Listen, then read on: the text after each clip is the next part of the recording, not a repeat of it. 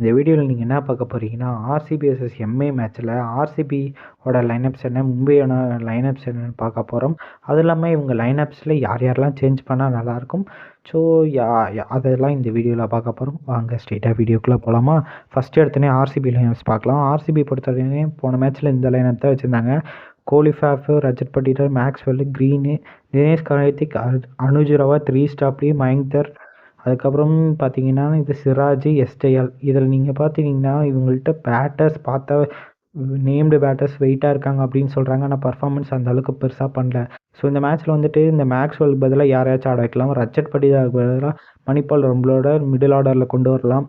So அதுக்கப்புறம் finishing role வந்துட்டு இந்த அனுஜ் ரவத்தை தூக்கிடணும் கேஸ். அதுக்கப்புறம் மயங்க் தருக்கு பதிலாக கரண் சர்மா கொண்டு வரலாம். அதுக்கப்புறம் அனுஜ் ராவத்துக்கு பதிலாக வைசாக் விஜயகுமார் கொண்டு வரலாம். ஏன்னா இருக்கிற பேட்டர்ஸே நல்லா அடிச்சு கொடுத்துருவாரு. இல்லை கோலி வந்து டாப் ஆர்டரே நல்லா வந்து கேம் எடுத்துகிட்டு போய் கரெக்டாக செட்டப் பண்ணி தான் வச்சுருப்பாரு. அதனால் தாராளமாக அவரே ட்ரை பண்ணலாம்.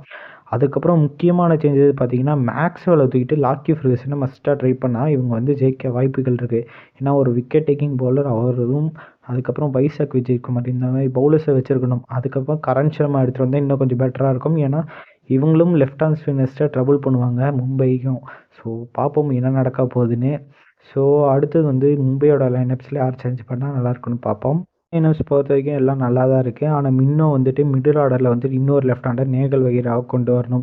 ரீசன் என்னென்னா அவர் தான் போன வருஷமும் அடித்து கொடுத்தாரு. இதே ஆர்சிபிக்கு அகெயின்ஸ்டாக செம்ம ஃபார்மில் இருந்தார். ஸோ அவரும் அடித்து கொடுக்க வாய்ப்புகள் இருக்கும். ரொமாரியோ ஷெப்பர்ட் வந்து போன மேட்ச் பெர்ஃபார்ம் பண்ணனால எல்லா மேட்சும் அதே மாதிரி பெர்ஃபார்ம் பண்ணுவாருன்னு சொல்ல முடியாது. ஸ்டார்ட் ஆஃப் த ஐபிஎல்லும் சரி எப்படியும் ஸ்டார்டிங்கில் வந்து நல்லா பெர்ஃபார்ம் பண்ணுவார். சின்ன டீமுக்கு அகெயின்ஸ்டாக கொஞ்சம் பெரிய டீமுக்கு போக போக அடிவாங்க சான்ஸ் அதிகம். அது இல்லாமல் இவங்க வந்து லெஃப்ட் ஆர்ம் பேஸருக்கும் லெஃப்ட் ஆர்ம் ஸ்பின்னர்ட்டும் ட்ரபுளாக அதிக சான்ஸ் இருக்கும். இதுவே ஆர்சிபிகிட்ட 2 லெஃப்ட் ஆர்ம் பேசர்ஸ் வச்சுருக்காங்க. ரீஸ்டாப்லி மற்றும் எஸ்டேஆர் வச்சுருக்கனால 2 பேரும் ட்ரபுள் பண்ண சான்ஸ் இருக்குது. அது இல்லாமல் மிடில் ஓவர்ஸில் கரண் சர்மா எடுத்து வந்தால் ட்ரபுள் பண்ணுவான். மிச்சப்படி மயங்கார்லாம் போட்டிருந்தாங்கன்னா பிறந்துருவாங்க. ஸோ இந்த மேட்ச்சில் வந்து ஸ்கை அடிப்பார் மற்றும் கேமரா கிரீன் 2 பேரும் அடிப்பாங்க, சான்ஸ் இருக்கும்.